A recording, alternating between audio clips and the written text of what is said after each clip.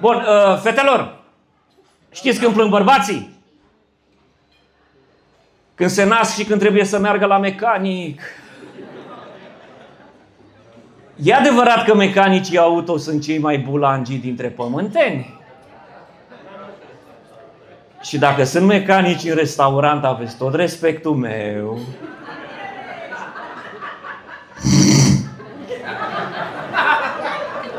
Pentru ăștia vino. Păi, din punctul meu de vedere, mecanicii auto se împart în două mari categorii. Prima categorie, te duci la ei, bună ziua, când trec de 2000 de turați în treapta patra, nu mai trage. Se rezolvă. Bravo, totul bine. Și categoria a doua, bună ziua, când trec de 2000 de turați în treapta patra, nu mai trage. Te fuți în ea.